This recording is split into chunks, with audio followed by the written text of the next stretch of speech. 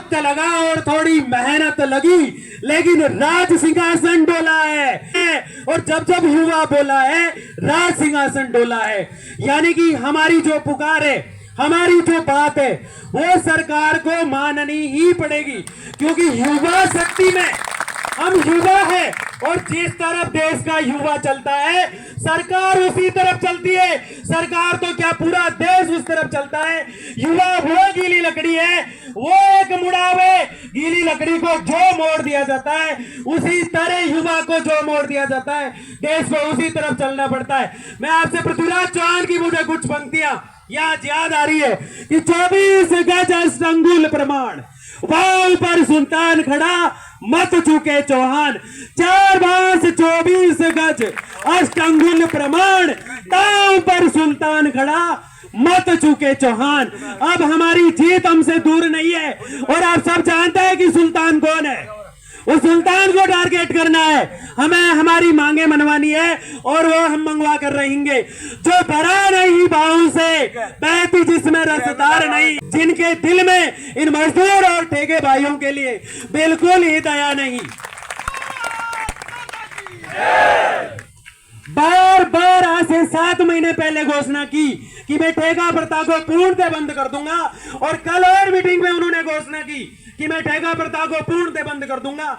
क्या ये आश्वासन दिए जा रहे हैं? क्या हम लोगों को और इस युवा शक्ति को इतना कमजोर माना जा रहा है? पूरे राजस्थान के ठेका कर्मियों से मैं आह्वान कर रहा हूं, और पूरे जितने भी यूनियन है, चाहे वो जल विद्युत है, चाहे वो ऊर्जा विद्युत है, चाहे वो विद्युत विभाग है, चाहे वो चिकित्सा विभाग है, अगर आप इस वक्त एक साथ नहीं आते हैं, चाहे वो जो भी यूनियन के प्रत्यक्ष अध्यक्ष है, मेरी जोर सिंह जी से भी इस मुद्दे पे बात हुई, मैं आप सबसे भी कहना चाहता हूं, सोशल मीडिया पे जो सुन रहे हैं उन सभी बंधुओं से भी कहना चाहता हूं कि इस वक्त इन 4 दिन 5 दिन की लड़ाई में आप इस व्यक्ति का और इन साथियों का सपोर्ट करने राजस्थान के अभिन्न अंगों से, अलग अलग क्षेत्रों से आप अगर नहीं आते हैं तो ये लड़ाई कमजोर हो जाएगी, और ये लड़ाई अगर कमजोर हो गई तो आने वाले 5 साल तक आपको उन्हीं 5400 रुपए में और उन्हीं 7000 रुपए में काम करना पड़ेगा।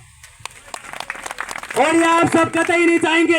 अभी अभी मुझे पता चला कि पाली के लोग भी आए, जोधपुर के लोग भी आए। मैं चाहता हूं कि संपूर्ण राजस्थान से आए। आप किससे डरते हैं?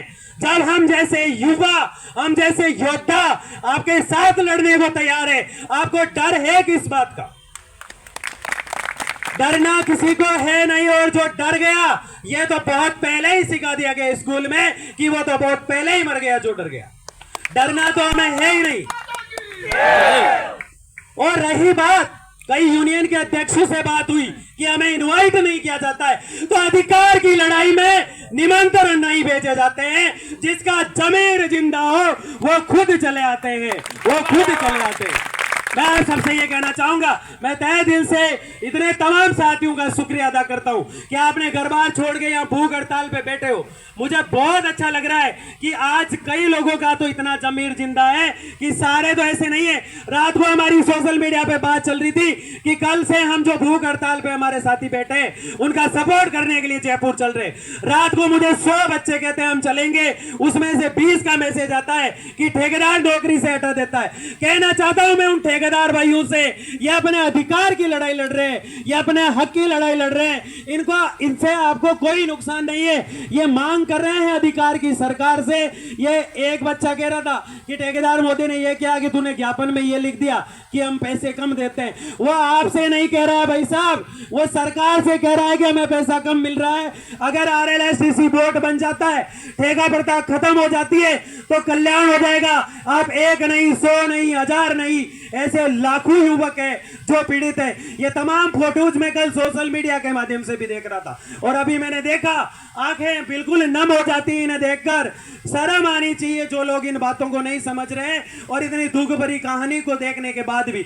आज तक कोरोना में कई वॉलंटियर, कई योद्धा ऐसे थे जिनका आज तक सरकार को पता नहीं है कि वो कौन थे। आप उन लोगों को 20-20 लाख रुपए दे रहे हो जो घरों में बैठे बैठे कोविड से चले गए। बहुत अच्छा काम कर रहे हो, लेकिन जो ठेका कर्मी बेचारे विद्युत विभाग में काम करने वाले झुलस के चल गए, कोविड जैसी विपरीत परिस्थितियों में काम करने वाले कोविड के हत्थे चढ़ गए, और कैंसर जैसे डिपार्टमेंट में आज भी अपनी ड्यूटियां दे रहे हैं। एक बच्चा मेरे साथ अजमेर से आया, उसने कहा सब ठेकेदार से डर गए, सब सरकार से डरते हैं, लेकिन मैं सर आपके साथ चल रहा हूं। मैंने कहा आप क्यों चल रहे हो? बोले मेरी नाइट ड्यूटी थी, लेकिन अधिकार की इस लड़ाई में मैं अपनी आहुति जरूर दूंगा और मैं शुक्रिया अदा करता हूं ये सहयोगियों का। और जो हमारे कालूराम जी है, जो हमारे जोर सिंह जी है, उन्होंने बड़ी मजबूती से गर्ग साहब ने लड़ाई को मजबूती दी। और भी कई तमाम साथी है जिनके नाम मैं अभी आधों के जानता नहीं हूं, उन सबको मैं सराहनीय और दिल से धन्यवाद देता हूं कि आप सबकी मेहनत के बदौलत आज हमारा मुद्दा राजस्थान लेवल पर जा रहा है और हमें इस मुद्दे को ले जाएंगे।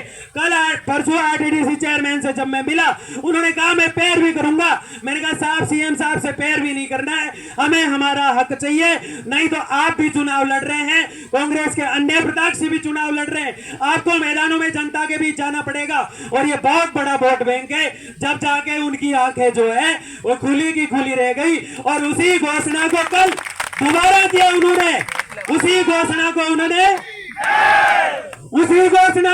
रिपीटेशन किया। अब धरातल पर अगर नहीं लाते हैं तो हम चुप नहीं बैठेंगे। बड़ा बैठेंगे कि नहीं बैठेंगे? इनकलाब भारत माता की वंदे हम हमारा हक मांगते, हम हमारा हक मांगते।